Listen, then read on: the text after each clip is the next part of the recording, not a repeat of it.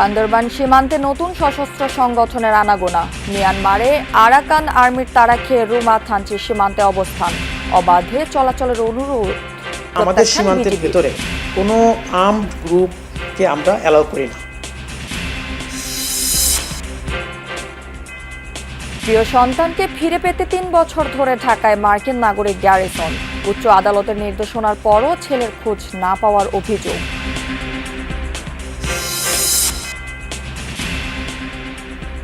দিল্লি থেকে অভিষেক ব্যানার্জির আগমন ঘিরে কলকাতা বিমানবন্দরে উত্তেজনা।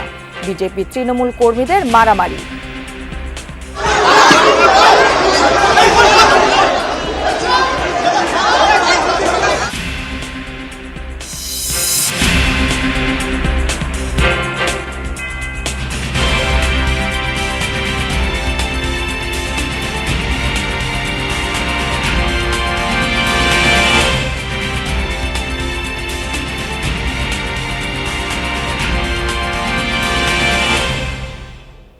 দর্শক আমন্ত্রণ যমুনা নিউজে। আপনাদের সাথে আমি আছি রাহেলা জ্যোতি। এতক্ষণ শিরোনাম দেখছিলেন, এবার থাকছে পুরো খবর। ফরমেশনের পরিবর্তন আর মাতিউস কুনিয়ার একাদশে ফেরাতেই যেন দেখা গেল পুরনো ব্রাজিলের ঝলক।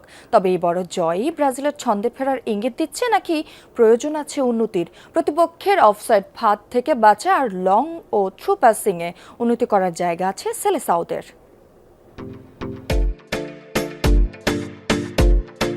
হাইতি ম্যাচে বড় জয় পেয়েছে ব্রাজিল। মরক্কোর বিপক্ষে ড্র করার পর এই ম্যাচের কৌশলে বেশ কিছু পরিবর্তন এনেছেন কোচ কার্লো আনচেলত্তি। প্রথমত ৪-২-৩-১-এর পরিবর্তে শুরুতেই ৪-৪-২ ফরমেশন নিয়ে মাঠে নামে ব্রাজিল, কিন্তু ম্যাচ শুরুর কিছুক্ষণ পরেই ৪-৩-৩-এ শিফট করেন ডন কার্লো, যা হাইতির লো ব্লক ডিফেন্সের বিপক্ষে উইং নির্ভর আক্রমণে ছিল বেশ কার্যকারী। এই ম্যাচে ব্রাজিল একাদশে দুটি পরিবর্তন আসে, বিশেষ করে ইগোর থিয়াগোর পরিবর্তে ম্যাথিউস কুনিয়ার অন্তর্ভুক্তি দারুণ কার্যকারী ছিল। ফলস নাইনে খেলা কুনিয়া কেবল দুটি গোলই করেননি, মাঝ মাঠে এসে প্রেসিং করে ভিনিসিয়াস জুনিয়রকে দিয়েছেন বড় সাপোর্ট। এদিকে ৫-৪-১ ফরমেশনে নামা হাইতির লো ব্লক ভাঙতে দলটিকে নিজেদের হাতে পাসিং করতে দিয়েছে ব্রাজিল, যার ফলে বল নিয়ে মাঝ মাঠে উঠে আসা হাইতির ডিফেন্সে তৈরি হয় স্পেস, যা কাজে লাগিয়ে কাউন্টার অ্যাটাক করে ব্রাজিল। সেই সাথে হাইতির ম্যাচ তো বটেই, মরক্কো ম্যাচেও লেফট ব্যাক ডগলাস সান্তোসের পারফরমেন্স ছিল দৃষ্টি কাড়ার মতো। তবে হাইতির বিপক্ষে জয়ের পর ব্রাজিলের তৃপ্তির ঢেকুর তোলার সুযোগ নেই, কারণ ব্রাজিলের পরের ম্যাচ শক্তিশালী স্কটল্যান্ডের বিপক্ষে। তাই তো সেলেসাওদের উন্নতির জায়গাও চোখে পড়েছে। প্রথমত লং পাসিংয়ে দ্রুত উন্নতি করতে হবে। ম্যাচে একাধিক প্রচেষ্টা হয়েছে লং পাসিংয়ের, কিন্তু অ্যাকুরেসি ছিল খুবই খারাপ। হাইতি ম্যাচে অফসাইড ট্র্যাপে বারবার পড়েছে ব্রাজিলিয়ানরা। দুটি গোল বাতিল হয়েছে অফসাইডে। পুরো ম্যাচে অন্তত ১০ বার অফসাইডের ফাঁদে পড়েছে সেলেসাওরা। ভিনিসিয়াস জুনিয়রেরও উন্নতি প্রয়োজন। একটি গোল করেছেন, একটিতে অবদানও রেখেছেন, কিন্তু ভিনি আরও কার্যকারী হতে পারতেন। একাধিকবার টাইট অ্যাঙ্গেল থেকে শট নিয়েছেন, যখন ডি বক্সে তার অন্য সতীর্থরা ছিল ভালো পজিশনে আনমার্কড অবস্থায়। সেই সাথে যে কোনো দলের ডিফেন্সে চিড় ধরাতে থ্রু পাস খুবই গুরুত্বপূর্ণ। মরক্কো ম্যাচে একটিও থ্রু পাস দেয়নি ব্রাজিল। হাইতি ম্যাচে ৩টি থ্রু বল হলেও আরও উন্নতি প্রয়োজন স্কটিশদের বিপক্ষে সাফল্য পেতে। হাসিনুর রহমান, যমুনা স্পোর্টস। ব্রাজিল ভক্তদের জন্য বড় সুখবর। স্কটল্যান্ডের বিপক্ষে মাঠে দেখা যাবে নেইমারকে। বিষয়টি নিশ্চিত করেছেন সেলেসাওদের বস কার্লো আনচেলত্তি। ম্যাচের জন্য ফিট হতে নিজের সাথে যুদ্ধ করছিলেন নেইমার। হাইতি ম্যাচে নেইমারকে নিয়ে বাড়তি কোনো ঝুঁকি নিতে চান না কোচ কার্লো আনচেলত্তি। দলে ফিরলেও পূর্ণাঙ্গ অনুশীলনে যোগ দিচ্ছিলেন না তিনি। ফিটনেস ফিরে পেতে হালকা রানিং এবং ফিটনেস ট্রেনিংয়ের মাঝেই সীমাবদ্ধ ছিলেন তিনি। এবার ম্যাচের জন্য সবুজ সংকেত পেয়েছেন মেডিকেল টিমের কাছ থেকে। তাই স্কটল্যান্ডের বিপক্ষে ম্যাচে দেখা যাবে তার পায়ের জাদু। রোববার দলের সাথে পূর্ণাঙ্গ অনুশীলনে তিনি যোগ দিবেন সেই সেলেসাও তারকা।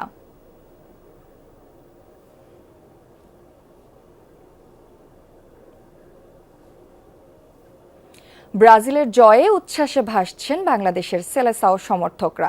ঢাকা বিশ্ববিদ্যালয়ের টিএসসি থেকে সারা দেশের বিভিন্ন স্থানে বিগ স্ক্রিনে খেলা উপভোগ করছেন সবাই। হেভিওয়েটদের ম্যাচ দেখেন ভিন্ন দলের ফুটবল প্রেমীরাও। হেক্সা জয়ের মিশন পূরণে এই জয় আত্মবিশ্বাস যোগাবে ব্রাজিলকে মনে করছেন সমর্থকরা। আর ভিন্ন দলের সমর্থকরা বলছেন জিততে হবে বড় দলের সাথে। বিশ্বকাপের গ্রুপ পর্বে প্রতিপক্ষ হাইতির জালে ব্রাজিলের একের পর এক গোল। জয়ের ঘ্রাণে তখন উল্লাসে মাতোয়ারা সেলেসাও সমর্থকরা। সকাল 6:30টায় শুরু হয় ম্যাচ। বড় পর্দায় উপভোগ করতে জার্সি পরে পতাকা হাতে ঢাকা বিশ্ববিদ্যালয়ের টিএসসি আর মহসিন হল মাঠে জড়ো হন হাজারো ব্রাজিল সমর্থক। অনেকে অপেক্ষায় ছিলেন মধ্যরাত থেকেই। বিশ্ববিদ্যালয়ে এসে খেলা দেখছি, এর আগে কখনো আসি নাই। ছোটবেলা থেকে ক্রাউডের মধ্যে খেলা দেখতে অভ্যস্ত। 6 স্টার, এটাই আমাদের এক্সপেকটেশন এবং পরবর্তী সবগুলো ম্যাচে ব্রাজিল জিতবে। কালকে রাত 11টা থেকে এখানে ওয়েট করতেছি খেলার জন্য। পরিবারে একসাথে খেলা দেখার ইচ্ছা ছিল। গাড়িটাও অনেক সুন্দর করে কালার করছে। সেলেসাওদের নান্দনিক ফুটবল শৈলী দেখতে আসা সমর্থকদের করতালি আর স্লোগানে মুখরিত হয় পুরো ক্যাম্পাস এলাকা। সাধারণ শিক্ষার্থীদের সাথে খেলা উপভোগ করেন ছাত্র সংগঠনের নেতারাও। আগামী 20 জুলাইও ব্রাজিল খেলবে, মানে বিশ্বকাপের যে ফাইনাল ম্যাচ, সেই ফাইনাল ম্যাচও ব্রাজিল খেলবে। মিশন হেক্সার দিকে আমরা আরো এক ধাপ এগিয়ে গিয়েছি এবং এবার মিশন হেক্সা কমপ্লিট করব। অবশ্যই চাই ব্রাজিল প্রথম রাউন্ড পার হয়ে কোয়ার্টার ফাইনাল খেলুক, যাতে এই বিশ্বকাপটা আরো বেশি প্রাণবন্ত হয়। ম্যাচ জুড়ে ব্রাজিলের প্রতিটি আক্রমণ আর ড্রিবলিংয়ে সমর্থকরা মেতে ওঠেন বাঁধ ভাঙা উল্লাসে। জয়ের পর তাদের প্রত্যাশা সাম্বা ছন্দের এই ধারা বজায় রেখে হেক্সা জয়ের মিশন পূর্ণ করবে ব্রাজিল। একই সাথে নেইমারকে দ্রুত মাঠে দেখার আকুতি তাদের। আমরা এবার ইনশাল্লাহ মিশন হেক্সা পূরণ করে ছাড়বো। এবার আমাদের নেইমার নাই, কিন্তু ভিনি আছে। আমরা আশা করি পরবর্তী ম্যাচে নেইমার ব্যাক করবে, পুরোপুরি ফিট হয়ে তার দলকে উজ্জীবিত করে আমরা আমাদেরকে চাঙ্গা রাখবে। Brazil Brazil. নেইমার নাই, তারপর আমরা 3 পিস ওদেরকে পড়িয়ে দিছি। খুবই হতাশ ছিলাম, কিন্তু আজকে যেভাবে কামব্যাক করছে আমাদের কুনহা, তারপরে ভিনিসিয়াস অনেক ভালো খেলছে। ব্রাজিলের আজকে খেলা দেখা, আজকে ব্রাজিলের মধ্যে একটা কনফিডেন্স বিল্ড আপ হয়েছে। ম্যাচে আমরা নেইমারকে জাস্ট 20 মিনিটের জন্য মাঠে দেখতে চাই। ব্রাজিলের ম্যাচ হলেও খেলা দেখতে আসেন আর্জেন্টিনা, জার্মানি, পর্তুগালের সমর্থকরাও। চলে একে অপরকে তুলোধুনো করার চেষ্টা। আজকে যদি ওরা নাও জিততো, হারায় যেত, তাহলে প্রথম গোলটা ওদেরকে আল্লাহ দান দিচ্ছে ভাইয়া। এই দান না পাইলে আজকে ওরা 2টা গোলে জিততো, না হলে। ওর কথা পুরাপুরি ভুল। আমাদের ব্রাজিল টিম আস্তে আস্তে উন্নত হচ্ছে। এই দলের সাথে এমন খেললে হবে না, যে ভালো টিমগুলো আছে তাদের সাথেও ভালো খেলতে হবে। সমর্থকদের প্রত্যাশা অনুযায়ী ভালো খেলছে, আশা করব যে ভবিষ্যতে এইভাবে খেলতে থাকবে। রাজধানীর মতোই দেশের বিভিন্ন জায়গায় বড় পর্দায় খেলা দেখার আয়োজন করেন ফুটবল প্রেমীরা। ব্যাপক উৎসাহ উদ্দীপনায় এলাকার সবাই একসাথে খেলা দেখেন। হাইতির সাথে এই জয় সেলেসাওদের আত্মবিশ্বাসকে চাঙ্গা করে কাঙ্ক্ষিত লক্ষ্যে পৌঁছাতে ভূমিকা রাখবে বলে মনে করেন সমর্থকরা। তানভীর সিদ্দিক, টিপু, যমুনা নিউজ, ঢাকা। প্রধানমন্ত্রী তারেক রহমানের মালয়েশিয়া ও চীন সফর নিয়ে পররাষ্ট্র মন্ত্রণালয়ে ব্রিফ করছেন সচিব আসাদ আলম সিয়াম। সরাসরি যাচ্ছি সেখানে।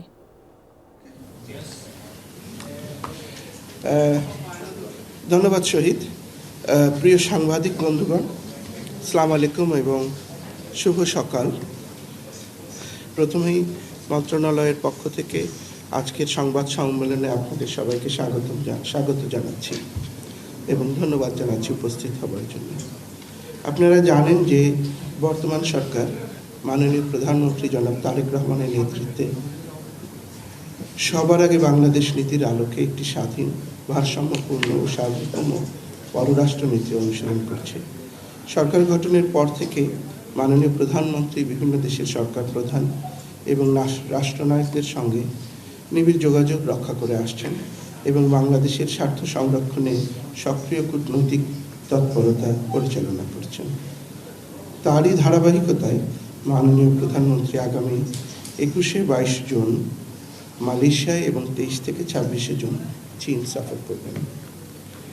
মালয়েশিয়ার মাননীয় প্রধানমন্ত্রী দাতো সেরি আনোয়ার ইব্রাহিমের আমন্ত্রণে মাননীয় প্রধানমন্ত্রী জনাব তারেক রহমান আগামী 21 থেকে 22 জুন 2026 তারিখে মালয়েশিয়ায় সরকারি সফর করবেন। এই সফরে মাননীয় প্রধানমন্ত্রী বাংলাদেশ থেকে একটি উচ্চ পর্যায়ের প্রতিনিধি দলের নেতৃত্ব দেবেন। ওই প্রতিনিধি দলে মাননীয় পররাষ্ট্রমন্ত্রী মাননীয় প্রধানমন্ত্রীর পররাষ্ট্র বিষয়ক মাননীয় উপদেষ্টা, প্রবাসী কল্যাণ ও বৈদেশিক কর্মসংস্থান বিষয়ক মন্ত্রী, তথ্য ও সম্প্রচার বিষয়ক মন্ত্রী সহ ঊর্ধ্বতন সরকারি কর্মকর্তা অন্তর্ভুক্ত হবেন। এখন পর্যন্ত এই সফর সঙ্গীদের সংখ্যা 27 জন। সফরের প্রথম দিন অর্থাৎ 21শে জুন 2026 তারিখে মাননীয় প্রধানমন্ত্রী মালয়েশিয়ায় আনুষ্ঠানিক অভ্যর্থনার মাধ্যমে স্বাগত হবেন। পরদিন 22শে জুন পুত্রজায়ায় মালয়েশিয়ার প্রধানমন্ত্রীর কার্যালয়ে বাংলাদেশের মাননীয় প্রধানমন্ত্রী ও মালয়েশিয়ার মাননীয় প্রধানমন্ত্রীর মধ্যে একটি একান্ত বৈঠক অনুষ্ঠিত হবে। এর পরপরই উভয় দেশের সরকার প্রধানের নেতৃত্বে উচ্চ পর্যায়ের প্রতিনিধি দলের মধ্যে দ্বিপাক্ষিক বৈঠক অনুষ্ঠিত হবে, যেখানে পারস্পরিক স্বার্থ সংশ্লিষ্ট দ্বিপাক্ষিক বিষয়াদি নিয়ে আলোচনা হবে। মাননীয় প্রধানমন্ত্রী দর্শক, আমরা প্রধানমন্ত্রীর বিদেশ সফর নিয়ে ব্রিফিং শুনছিলাম। এদিকে তিস্তা মহাপরিকল্পনা দ্রুত বাস্তবায়ন ও পানির ন্যায্য হিস্সা নিশ্চিতকরণ সহ 5 দফা দাবিতে লালমনিরহাটে মানববন্ধন কর্মসূচি পালন করছে তিস্তা মহাপরিকল্পনা বাস্তবায়ন সংগ্রাম কমিটি। এ বিষয়ে আরো জানাতে সেখান থেকে যুক্ত হচ্ছেন সহকর্মী আনিসুর রহমান। আনিসুর, 5 দফা দাবিগুলো কি এবং মানববন্ধনে আগত বক্তারা কি বলছেন জানাবেন। জ্যোতি, আপনাকে একটু জানিয়ে রাখি, আমি এখন এই মানববন্ধন স্থলে রয়েছে। আপনাকে একটু যদি আমি দেখাতে পারি যে এখানকার লোকজন, লালমনিরহাট জেলার হাজারো মানুষ তিস্তা পাড়ে দাঁড়িয়েছে। তাদের একটাই দাবি, তিস্তা মহাপরিকল্পনা দ্রুত বাস্তবায়ন। আর এখানে কিন্তু লোকজন ব্যানার, প্লাকার্ড নিয়ে দাঁড়িয়েছে। তারা তিস্তার পাড়ে পানিতে দাঁড়িয়েছে। তাদের এই দাবি, তিস্তা মহাপরিকল্পনা আর ঝুলিয়ে রাখা যাবে না, আর দ্রুত এটি বাস্তবায়ন করতে হবে। আর এই বাস্তবায়নের লক্ষ্যেই কিন্তু এই যে হাজারো মানুষ, তারা কিন্তু নদী পাড়ে দাঁড়িয়েছেন। আপনাকে একটু যদি আমি ক্যামেরার চোখে দেখাতে পারি যে কিন্তু আর পুরো কয়েক কিলোমিটার মানে নদী পাড়ে তারা কিন্তু দাঁড়িয়েছেন। আর আপনাকে এখন আমি একটু কথা বলবো তিস্তা মহাপরিকল্পনা সংগ্রাম কমিটির আহ্বায়ক অ্যাডভোকেট ফিরোজ হায়দার লাবলু, আপনি একটু জানাবেন কিসের জন্য দাঁড়িয়েছেন এই কর্মসূচি এবং কেন এবার দাঁড়িয়েছেন? গতকাল তো আমাদের পানি সম্পদ মন্ত্রী সহ কয়েকজন এসেছিলেন, তারা একটু আশ্বাসও দিয়েছেন। আজকের কর্মসূচিটা আপনাদের কি? আশ্বাস গতকালকে মন্ত্রীরা দিয়েছেন এবং আপনারা জানেন মাননীয় প্রধানমন্ত্রী যিনি রয়েছেন তিনিও 18ই ফেব্রুয়ারি 2025 লালমনিরহাটের আন্দোলনে অনলাইনে যুক্ত হয়ে রংপুরবাসী ছিলেন যে তিনি দেশের দায়িত্বে আসলে এই ওয়াদা পূরণ করবেন। তিনি প্রধানমন্ত্রী হয়েছেন, বাংলাদেশের বাজেট হয়েছে, বাংলাদেশে কয়েকটি একনেকের সভা হয়েছে। একনেকের সভায় পদ্মা ব্যারেজ পাশ হলেও তিস্তা মহাপরিকল্পনা পাশ হয় নাই। তিস্তা মহাপরিকল্পনার জন্য জাতীয় বাজেটে কোনো বরাদ্দের পরিকল্পনা নেওয়া হয় নাই। সুতরাং রংপুরবাসী, তিস্তাবাসী মনে করে যে বারবার ওয়াদা দিচ্ছে, পূরণ করে না। আমরা তিস্তা মহাপরিকল্পনার সুনির্দিষ্ট রোডম্যাপ চাই, বার্ষিক বাজেটে এটার জন্য অর্থের বাজেট চাই, পানির জন্য কূটনৈতিক যোগাযোগ চাই। যদি আপনি শুনলেন যে এখানকার লোকজনের কিন্তু একটাই দাবি, তারা কোনো কিছু চান না, তারা চান তিস্তা। আনিস, আপনাকে ধন্যবাদ আমাদের সাথে যোগ দেওয়ার জন্য। বাংলাদেশ মিয়ানমার সীমান্তে আনাগোনা বেড়েছে নতুন একটি সশস্ত্র সংগঠনের। চলতি বছর মিয়ানমারের চীন প্রদেশের পালেতোয়া টাউনশিপে এই সংগঠন আত্মপ্রকাশ করে। আরাকান আর্মির অত্যাচারে টিকতে না পেরে গেল 2 মাস ধরে বান্দরবানের রুমা ও থানচি সীমান্তে অবস্থান করছে সংগঠনের সদস্যরা, যারা খোদ বিজিবিকে চিঠি দিয়ে সীমান্তে অবাধে চলাচলের অনুরোধ জানিয়েছে। সেই চিঠির একটি কপি এসেছে যমুনা টেলিভিশনের হাতে। সম্প্রতি বান্দরবান ও সীমান্তের বিভিন্ন এলাকা ঘুরে নতুন এই সংগঠনের খোঁজ খবর নেওয়ার চেষ্টা করেছেন সহকর্মী রিয়াজ রায়হান। ছবি তুলেছেন আরেক সহকর্মী জিহাদ ইসলাম। সশস্ত্র এই দলটিকে প্রথমে দেখা যায় এপ্রিলের মাঝামাঝিতে বান্দরবানের বাংলাদেশ ভারত মিয়ানমার সংযোগস্থল বা তিনমুখ পিলার সংলগ্ন কেসপাই পাড়া এলাকায়। এরপর তংব্রাই, ডুলুচাঁদ, থান্দই, ক্রামসিপাড়া সহ বেশ কয়েকটি পাড়ায় তাদের উপস্থিতি দেখা গেছে বলে জানিয়েছেন স্থানীয়রা। সবশেষ গেল মে মাসের শেষের দিকে তাদের দেখা যায় থানচি উপজেলার 3-2 ইউনিয়নের পাউপাড়া এলাকার একটি ঝিরিতে। এখানে বেশ কয়েকজন প্রত্যক্ষদর্শীর খবর আমরা পেয়েছি, তার মধ্যে 2 জনকে খুঁজতে আমরা এসেছি এই 3-2 বাজারে। দেখা যায় তাদের পাইখানা, যদিও বৈরী আবহাওয়া, অনেকেই ভয়ে এই বিষয়ে মুখ খুব একটা খুলতে চাচ্ছেন না, কারণ এখানে নানা ধরনের সমস্যা রয়েছে এই পাহাড়ে। সেই কারণে তারা খুব বুঝে সরে কথা বলেন। আর গণমাধ্যম কর্মীদের সঙ্গে তো নয়, আমরা অন্যভাবে চেষ্টা করছি যদি দু একজন প্রত্যক্ষদর্শী পাওয়া যায়। তিন্দুবাজার ও পাড়ায় এ ব্যাপারে ভয় কেউ মুখ খোলেননি। তবে বেশ কিছু তথ্য মিলেছে। সূত্র জানায়, এখানকার পাওপাড়া থেকে সশস্ত্র এই দলটি গিয়েছিল তিন্দুবাজারের উল্টো পাশে অবস্থিত কামচিপাড়ায়। সেখানে পাড়া কারবারির ছেলে অংসাই খুমিকে প্রধান করে একটি কমিটিও করা হয়েছে বলে অন্তত দুজন জনপ্রতিনিধি নিশ্চিত করেছেন। কোন কোন পাড়া ভাই? পাওপাড়া আর দুটো কমিটি করছে। তারা শুধু খুমিকে নিয়ে সংগঠনটা, অন্য জাতি নাই। আমি তো বলছি যে একটা সংস্থা বা একটা রাজনীতি করলে এটা খুমি, এটা এটা বাঙালি না, সবাইকে নিয়ে একটা সংগঠন করতে হবে। শুধু তাই নয়, স্থানীয়রা জানান রিমাক্রি ইউনিয়ন পরিষদ সদস্য লাংলুম খুমির ইঞ্জিন চালিত নৌকায় তিন্দুর রাজাপাথর এলাকায় দেখা গেছে এই সংগঠনের নেতা লাথওয়াইং খুমিকে। আবারও যেতে হবে তিন্দু এলাকায় এই সংগঠনটি সম্পর্কে বিস্তারিত খোঁজ খবর প্রয়োজন। জানা যায়, নতুন এই সংগঠনটি মিয়ানমারের চীন প্রদেশের পালেতোয়া টাউনশিপ এলাকার খুমি ন্যাশনাল কংগ্রেস পার্টির সশস্ত্র শাখা খুমি পিপল ফোর্স বা কেপিএফ। খুমি এই সশস্ত্র গোষ্ঠীটি মূলত রেমাক্রি বিজেপির যে বিওপি রয়েছে তারপর থেকে তিন্দুর বিজেপির যে বিওপি, সেই দুই বিওপির মাঝখানে কোনো ধরনের চেকপোস্ট না থাকায় তারা এই সুযোগটি কাজে লাগায় এবং মাঝখান দিয়ে এই ধরনের বেশ কয়েকটি জিরিপথ রয়েছে। সেই জিরিপথ দিয়ে তিন্দু বাজারের উল্টো পাশে এবং তিন্দু বাজারের পাশে বা উপরে দুটি খুমি পাড়া রয়েছে এবং এই দুটি খুমি পাড়ায় তারা পালাক্রমে অবস্থান করে, কখনো কখনো একসঙ্গে, কখনো কখনো ভাগ হয়ে তারা অবস্থান করে। গেল 25 মে সংগঠনটির পক্ষ থেকে বর্ডার গার্ড বাংলাদেশ বিজিবিকে একটি চিঠি দেওয়া হয়, যাতে বাংলাদেশ সীমান্তে অবাধে চলাফেরার অনুরোধ জানানো হয়। এতে উল্লেখ করা হয়, চলতি বছরের ফেব্রুয়ারিতে সশস্ত্র এই সংগঠনটির যাত্রা শুরু হয়েছে।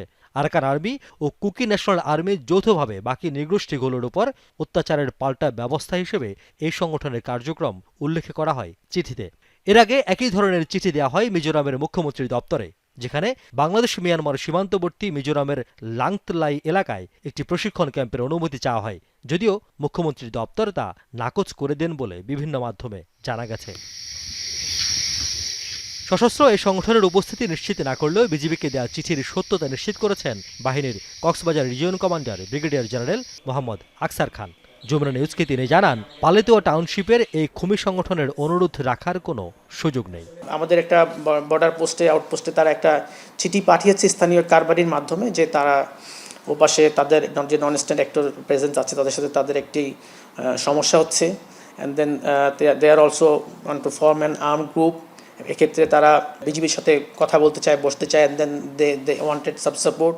বাট এটা অ্যাকচুয়ালি আমাদের একটা খুব স্ট্রং একটা পজিশন হচ্ছে যে আমরা কিন্তু আমাদের সীমান্তের ভেতরে কোনো আর্মড গ্রুপকে আমরা অ্যালাউ করি না। এ সময় সীমান্ত এলাকার নিরাপত্তা নিশ্চিতে বাহিনীর নেয়া নানা ব্যবস্থার উল্লেখ করেন রিজিয়ন কমান্ডার।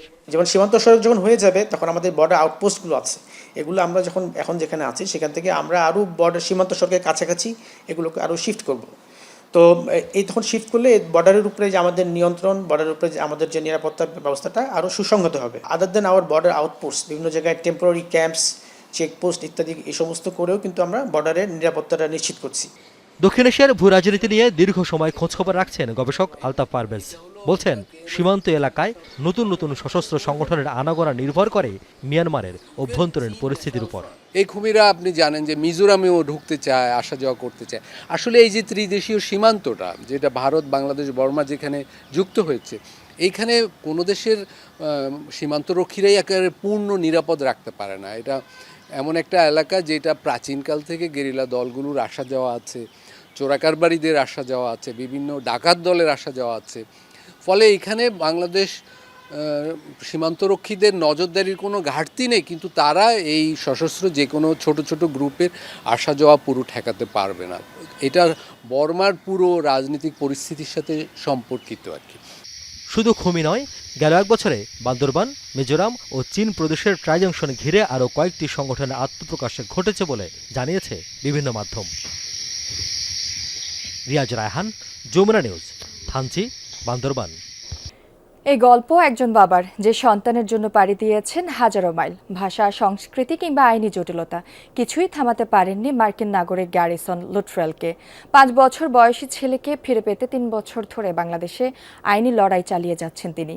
কিন্তু উচ্চ আদালতের নির্দেশনা থাকার পরও গত 1 বছর ধরে সন্তানের কোনো খোঁজ পাচ্ছেন না বলে অভিযোগ তার। তৃণমূল কংগ্রেস ও বিজেপির কর্মীদের মারামারিতে কেন্দ্র করে তুলকালাম কাণ্ড ঘটল কলকাতার সুভাষচন্দ্র বোস আন্তর্জাতিক বিমানবন্দরে।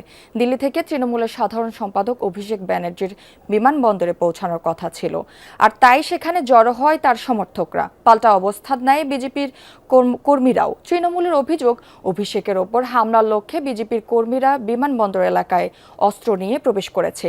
এ সময় অভিষেককে ডিম নিক্ষেপের প্রস্তুতিও নেওয়া হয় বলে অভিযোগ করেন তারা, যার জেরে উত্তপ্ত হয় পরিস্থিতি। এক পর্যায়ে যা গড়ায় তুমুল মারামারিতে।